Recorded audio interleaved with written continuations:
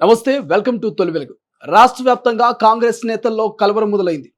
ఎవరికి మంత్రి పదవి రాబోతుంది, ఎవరు పిసిసి అధ్యక్షుడిగా నియమించబోతున్నారు, ఎవరికి కార్పొరేషన్ చైర్మన్ పదవి రాబోతున్నటువంటి చర్చ రాజకీయ కోణాల్లోనూ కాంగ్రెస్ పార్టీ వర్గాల్లోనూ ప్రధానంగా వినిపిస్తున్నటువంటి మాట.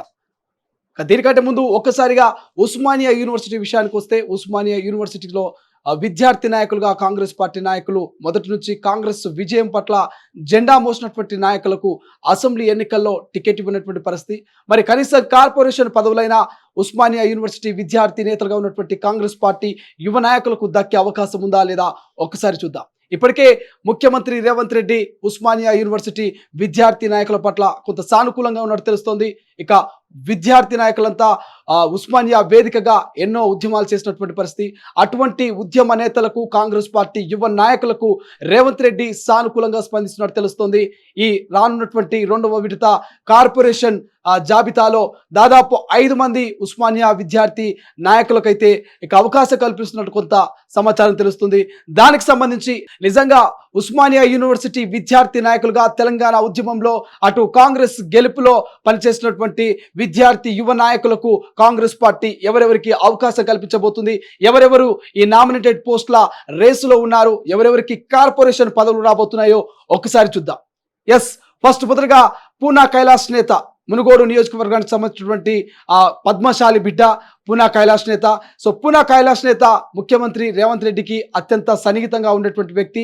మరోవైపు స్థానిక ఎమ్మెల్యే రాజగోపాల్ రెడ్డితో కూడా అత్యంత సన్నిహితంగా పూనా కైలాస్ నేత ఉండేటువంటి వ్యక్తి. ఉస్మానియా యూనివర్సిటీలో చదువుకొని తెలంగాణ ఉద్యమంలో కీలక పాత్ర పోషించినటువంటి నిజమైన నిఖార్సు కాంగ్రెస్ పార్టీ నాయకుడు. మొదటి నుంచి కాంగ్రెస్ జెండాను మోస్తూ ఇక ఎన్నో ఏళ్ల పాటు కాంగ్రెస్ ను నమ్ముకొని ఉన్నటువంటి వ్యక్తి పూనా కైలాస్ నేత. పూనా కైలాస్ నేత కూడా ఖచ్చితంగా ఇక కార్పొరేషన్ పదవి వరించే అవకాశం కనిపిస్తుంది. మొదట్లో 2014, 2018, 2023 ఇక పార్లమెంట్ ఎన్నికల్లో సైతం ఎమ్మెల్యే ఎంపీ టికెట్లు ఆశించినటువంటి రీతిలో కాంగ్రెస్ పార్టీ స్పందించలేదు, టికెట్ ఇవ్వనటువంటి పరిస్థితి. మరి ఇప్పుడు కనీసం నామినేటెడ్ పోస్ట్ అయినా ఇస్తుందా లేదా అంటే ఖచ్చితంగా పూనా కైలాస్ నేతకు ఇక కార్పొరేషన్ పదవి వరించే అవకాశం ఉన్నట్టు కొంత సమాచారం అందుతుంది. ఆయనకు సానుకూలంగానే ఇక పూనా కైలాస్ నేత విషయంలో మాత్రం రాష్ట్ర సర్కార్ ఇక రేవంత్ రెడ్డి సానుకూలంగా ఉన్నట్టు తెలుస్తుంది. ఖచ్చితంగా కార్పొరేషన్ పదవి పూనా కైలాస్ నేతకు వచ్చే అవకాశం కనిపిస్తుంది. రెండవ వ్యక్తి చారకొండ వెంకటేష్, ఉస్మానియా యూనివర్సిటీకి సంబంధించినటువంటి విద్యార్థి ఉద్యమ నాయకుడు. ఆయన గతంలో టీడీపీలో ఉన్నటువంటి వ్యక్తి. అనంతరం రేవంత్ రెడ్డితో కలిసి ఇక కాంగ్రెస్ పార్టీలో చేరినటువంటి చారకొండ వెంకటేష్ మొదటి నుంచి కూడా కాంగ్రెస్ పార్టీని నమ్ముకున్నటువంటి వ్యక్తి. కాంగ్రెస్ పార్టీలో యాక్టివ్గా పనిచేస్తూ రేవంత్ రెడ్డితో ఇద్దరు ఒకేసారి చేరినటువంటి వ్యక్తి. రేవంత్ రెడ్డితో కలిసి కాంగ్రెస్ పార్టీలో చేరినటువంటి చారకొండ వెంకటేష్ ఇక ఎప్పటికప్పుడు ప్రతిపక్షాల కామెంట్స్కి అయితే ఇక ధీటుగా కౌంటర్ ఇచ్చేటువంటి వ్యక్తి.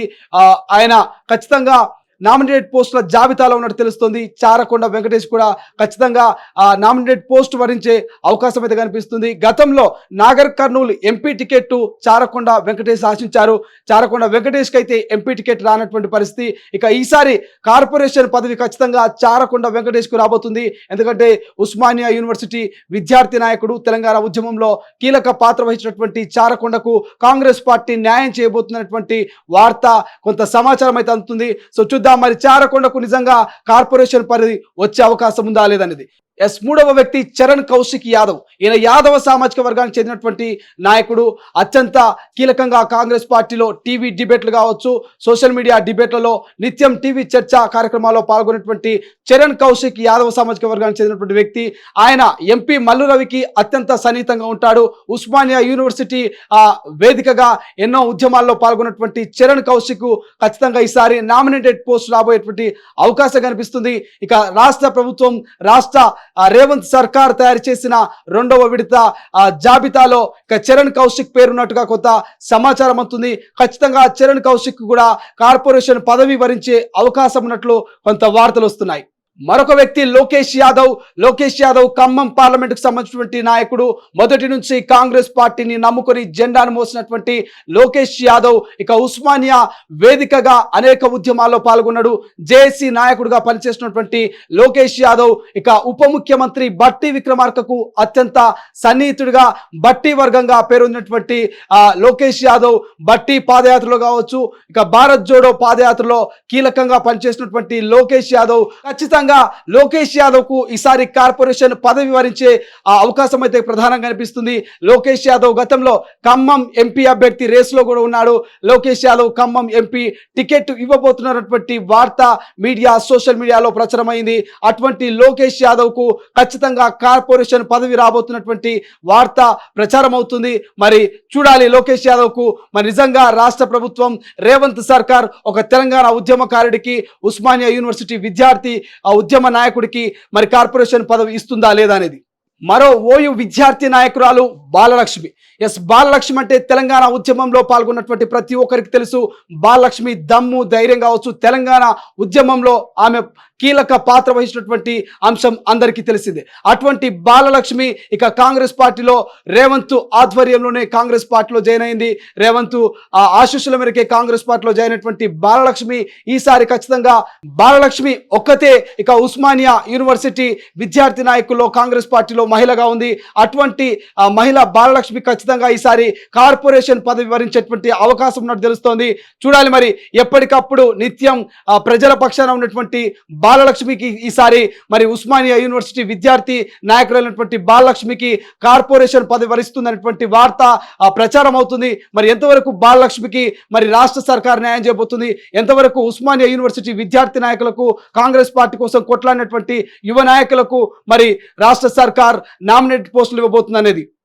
మరో వ్యక్తి చెనగాని దయాకర్. కాంగ్రెస్ పార్టీ అధికార ప్రతినిధిగా గౌడ సామాజిక వర్గానికి చెందినటువంటి చెనగాని దయాకరు ఇక ఉస్మానియా యూనివర్సిటీ విద్యార్థి నాయకుడిగా నిత్యం విద్యార్థుల సమస్య పట్ల అటు నిరుద్యోగులు ఇటు విద్యార్థుల సమస్యలపై నిత్యం ఫైట్ చేసేటువంటి వ్యక్తి. రీసెంట్గా గ్రూప్ 1, గ్రూప్ 2, గ్రూప్ 3 డిఎస్సికి సంబంధించినటువంటి ఇష్యూ మీద ప్రభుత్వంపై ఇక ప్రభుత్వంతో సానుకూలంగా ఉండి విద్యార్థుల సమస్యను పరిష్కరించడంలో కీలక పాత్ర పోషించినటువంటి చెనగాని దయాకర్ విద్యార్థి ఉద్యమ నాయకుడిగా పనిచేశాడు.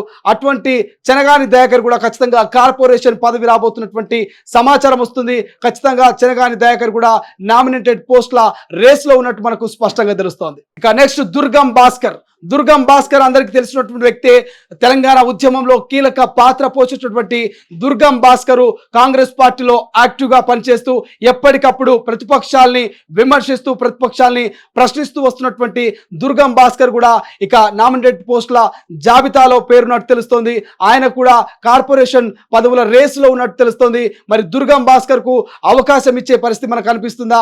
మరి కేవలం ఓయూ విద్యార్థి నాయకులు దాదాపు 10 మంది ఆశావాహులుంటే 10 మందిలో కేవలం 5 మందికి మాత్రమే రాష్ట్ర సర్కార్ రేవంత్ సర్కార్ నామినేటెడ్ పోస్టులు ఇవ్వబోతున్నట్టు కొంత సమాచారం తెలుస్తుంది.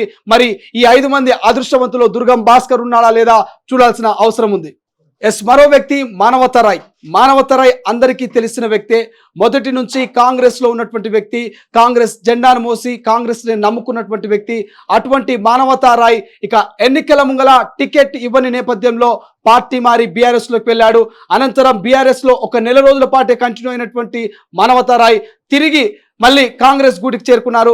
గతంలో పార్టీని వీడేటప్పుడు పిసిసి అధ్యక్షుడిగా ఉన్నటువంటి రేవంత్ రెడ్డిని అనేక మార్లు దూషించాడు, అనేక ఆరోపణలు చేశాడు, అనేకమైనటువంటి మాటలు ఇక రేవంత్ను తిట్టినటువంటి సందర్భం.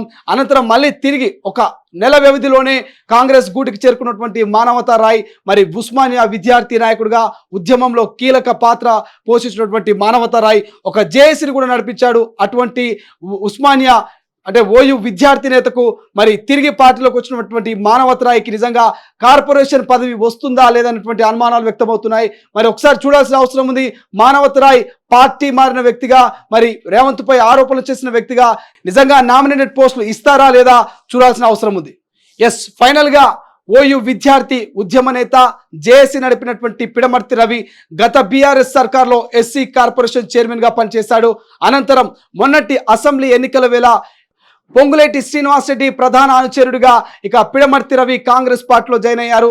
ప్రధానంగా మొన్నటి అసెంబ్లీ ఎన్నికల వేళ తుంగతుర్తి టికెట్ను ఆశించాడు పిడమర్తి రవి.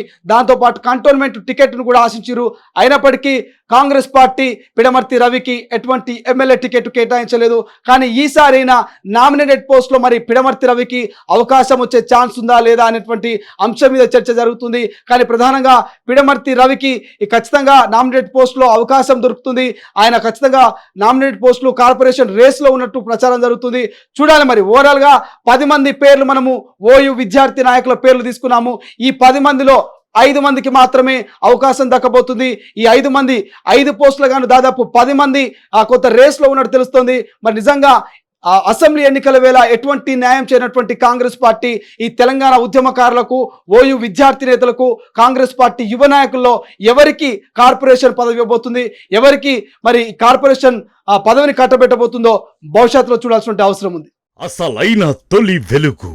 ఫాలో వాట్సాప్ @తొలి వెలుగు అఫీషియల్.